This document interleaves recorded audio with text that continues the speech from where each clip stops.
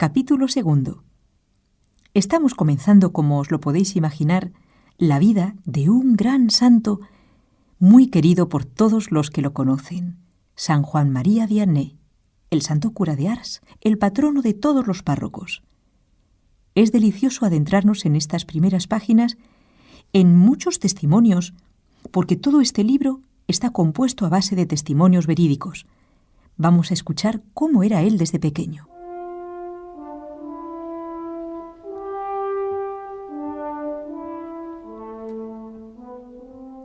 Ciertamente Juan María no era un niño vulgar. Este privilegiado de la divina gracia, aun antes de llegar al uso de razón, dio sus primeros pasos fuera de lo corriente. En este sentido parece que debe ser interpretado el hecho que os vamos a contar. Un día, cuando contaba unos 4 años, Juan María sale sin decir nada. Su madre se da cuenta de que ha desaparecido. Llama, escucha: «¡Juan María!», y en vano aguarda la respuesta. Busca con ansiedad cada vez más creciente en el patio, tras los montones de leña y paja. El niño no aparece. Él, que contestaba siempre a la primera llamada. Mientras se dirige al establo, donde puede estar escondido, la madre va pensando en aquel agujero negro y profundo donde bebe el ganado. ¡Ay! Mas ¿qué es lo que descubre en un rincón apartado, de rodillas, entre 2 animales que rumian mansamente? Es el niño, que está rezando con fervor, con sus manitos juntas, ante la imagen de la Virgen de madera que ella le ha regalado. María Vianney levanta a su hijito en brazos y lo oprime contra su corazón. «Aquí estabas, hijo mío. ¿Por qué te escondes para rezar? ¿No sabes muy bien que siempre lo hacemos juntos?». El niño no ve más que la pena causada a su madre. «Perdón, mamá, no lo sabía, ya no lo haré más», mientras se dejaba mecer en los brazos maternos. Mientras en aquel desconocido y apartado pueblecito tenían lugar estas tiernas escenas de familia, otros tremendos acontecimientos sobrevenían en Francia.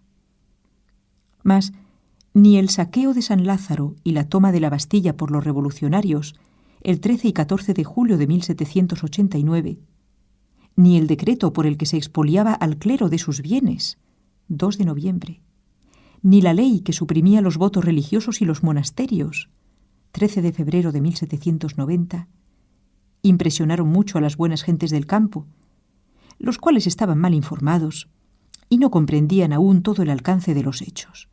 Por eso, en aquel pueblecito permanecieron tranquilos hasta el día en que la Revolución, con la Constitución Civil del clero, amenazó a sus sacerdotes y sus altares. La señora Vianney, que estaba dotada de una piedad eminente, asistía siempre que le era posible a la misa matinal.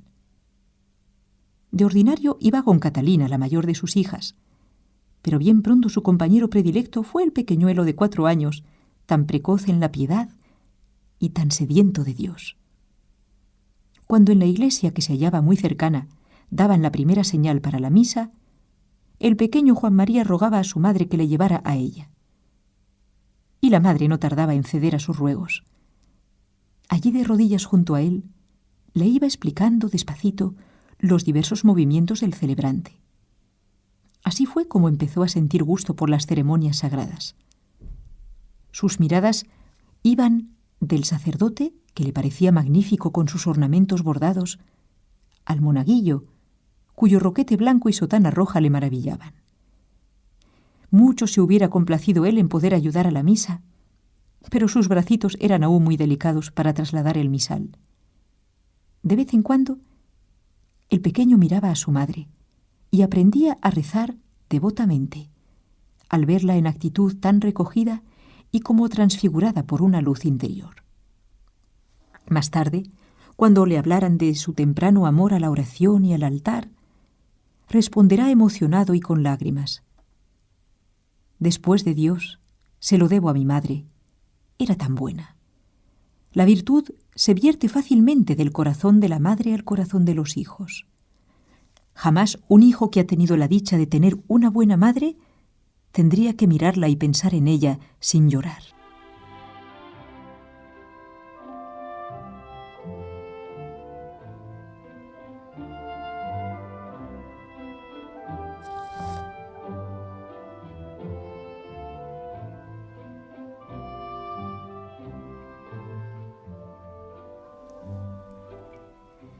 En enero de 1791, cuando la Constitución Civil entró en vigor en la comarca de Lyon, con las dificultades subsiguientes que esto suponía para los sacerdotes y las parroquias, Juan María Vianney no había cumplido aún los 5 años.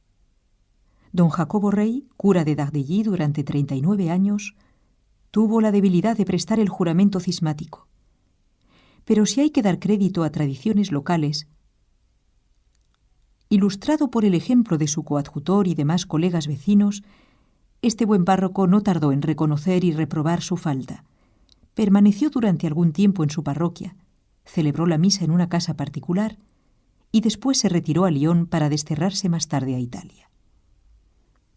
Si bien la salida del padre Rey no dejó de conmover, tampoco causó empero la turbación que podría creerse.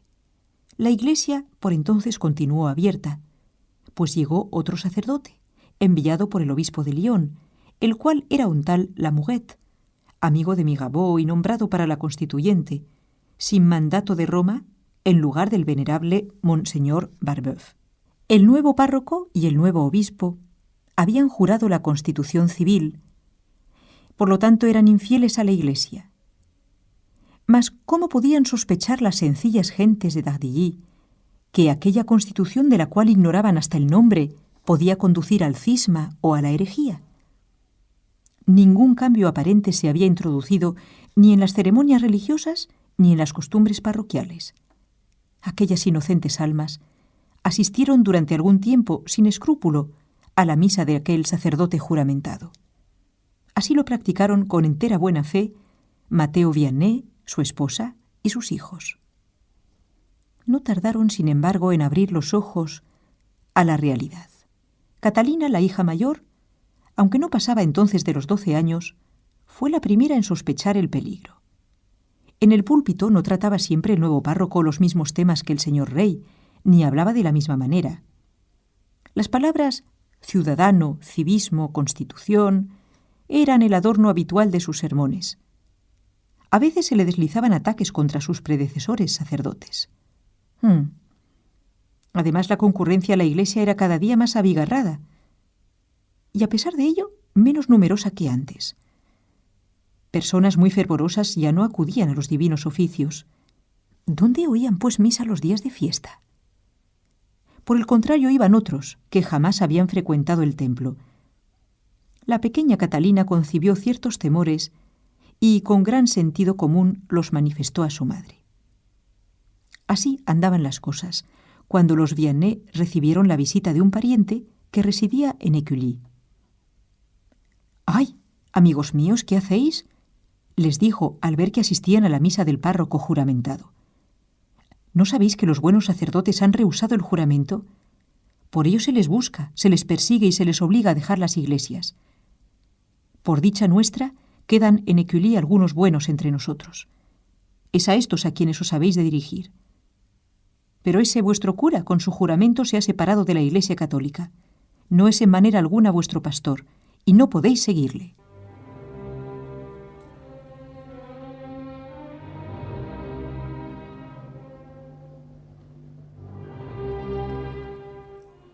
Puesta como fuera de sí por esta revelación, la madre de Juan María no tuvo reparo en dirigirse al desgraciado sacerdote y reprocharle directamente su divorcio de la verdadera Iglesia. Al traerle a la memoria el Santo Evangelio, donde está escrito que la rama separada del tronco será arrojada al fuego, lo arrastró a esta confesión: «Es cierto, señora, la cepa vale más que el sarmiento». María Vianney, valiente mujer, hubo de explicar a los suyos la falta del infeliz sacerdote, pues se cuenta que Juan María mostró su horror, siendo aún tan pequeño, por aquel gran pecado y huyó en adelante del cura juramentado. Desde entonces la iglesia parroquial relicario querido de tan suaves recuerdos, donde los padres se habían casado y los hijos habían recibido el bautismo, dejó de ser para la familia Vianney lugar de oración. Por otra parte, no tardó mucho en ser clausurada. Entretanto, habían llegado los días de la persecución sangrienta. Todo sacerdote que no hubiese prestado el juramento constitucional se exponía a ser encarcelado y muerto, sin recurso posible a las 24 horas. Quien los denunciase recibiría 100 libras en recompensa. Quien por el contrario les diera asilo sería deportado. Así lo mandaban las leyes del 24 de abril, 17 de septiembre y 20 de octubre de 1793. A pesar de tan terribles amenazas, los sacerdotes fieles andaban ocultos por los alrededores de Dardilly, y la casa de los Vianney los escondió a todos sucesivamente. Incluso en alguna ocasión celebraron allí la misa. Fue un milagro que el dueño de la alquería, sospechoso para algunos jacobinos del lugar, no pagase con la cabeza su santa audacia. Mas en la misma ciudad de Lyon o en sus arrabales, los confesores de la fe recibieron con frecuencia generoso asilo. Fieles mensajeros, enviados desde el pueblo vecino de Écully, pasaban ciertos días por las casas de las familias católicas y les indicaban el escondrijo del sacerdote, donde a la noche siguiente habían de celebrarse los divinos misterios. Los Vianney marchaban al atardecer sigilosamente y muchas veces andaban a oscuras largos trechos. Juan María, satisfecho de acudir a la fiesta, movía con ligereza sus piernecitas. Sus hermanos se quejaban de cuando en cuando, si la distancia era excesiva, pero su madre les decía: «Imitad a Juan María, que está siempre dispuesto». Llegados al lugar convenido, se les introducía en un local escondido y apenas iluminado. Junto a una pobre mesa rezaba un desconocido, de rostro fatigado y suave sonrisa.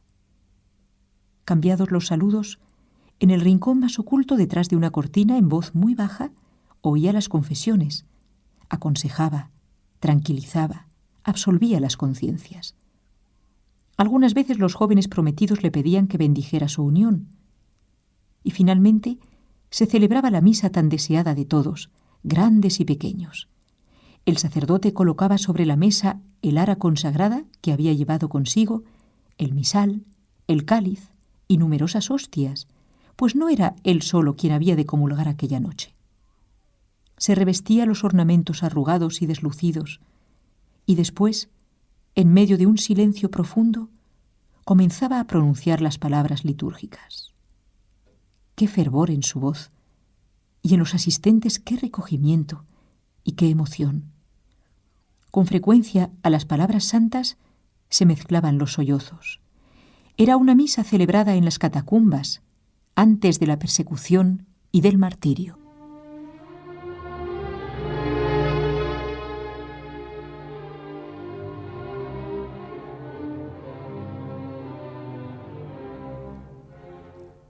Cómo se conmovía en aquellos momentos inolvidables el alma del pequeño Vianney. De rodillas entre su madre y sus hermanas, rezaba como un angelito, y al oír llorar, lloraba. Además, con qué atención escuchaba, aunque sin entender todo su alcance, las graves reflexiones de aquel proscrito que ponía en peligro su cabeza por amor a las almas. ¿Acaso fue en estas reuniones nocturnas donde se sintió llamado por primera vez al sacerdocio? 1793. Año del terror. En Lyon la sangre corría a torrentes. En la plaza de los Taureaux, la guillotina no descansaba un momento. El procónsul Chalier había anotado 20.000 lioneses en sus listas de proscripción, pero un movimiento popular dirigido por Précy lo hizo subir a él al cadalso. Los católicos se limitaban a esperar, cuando un ejército de la Convención, al mando de Couthon y Dubois-Croncet, puso sitio a la ciudad. Del 8 de agosto al 9 de octubre, Précy resistió valientemente y no cedió sino por el hambre.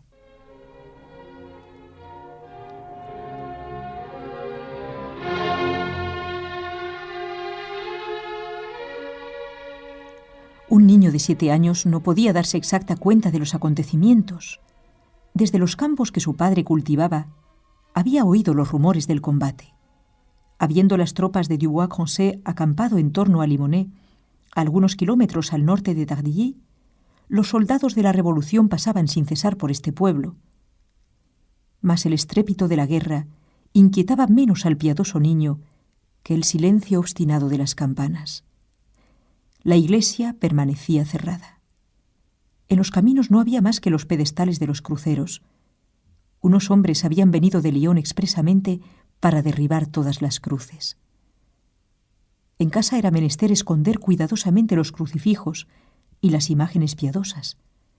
Tan solo en los verdaderos fieles, el santuario de los corazones se conservaba inviolable. En cuanto a Juan María, él no se deshizo de su pequeña imagen de la Virgen. La guardaba con más devoción que nunca y se la llevaba al campo en el bolsillo de su blusa. Dicen que los niños olvidan o se consuelan muy pronto. Les basta para ello tan poca cosa. La Revolución había ensangrentado a Francia, mas en la capilla de aquella campiña de Dardilly, los pájaros seguían en sus cantos y las ovejas no cesaban de balar. Juan María, durante aquellos meses de horror, había vivido largas horas en la calma de aquella naturaleza, donde el hombre enemigo aún no había borrado las señales de Dios. Los horizontes de Dardilly son despejados y hermosos. El pueblo está situado en el extremo de un rellano rocoso que se inclina hacia el lado de Lyon. Desde allí, el llamado Monte de Oro y las laderas de Fourvière aparecen bastante cercanos. Mas la mirada y el pensamiento de Juan María no se alejaban hacia aquellas alturas. Prefería los campos de su padre, cuyo verdor cubría las ondulantes lomas. Por allí se extendían los pastos de la granja. El día 8 de mayo de 1793 cumplía los 7 años, edad de razón. Era ya bastante crecido para ser útil en algo y se le confió la guarda del ganado. 2 veces al día salen del establo el asno, las ovejas y las vacas. Él lleva de la mano a Goton, su hermana menor, pues las sendas que bajan de las colinas son tortuosas y sembradas de piedras.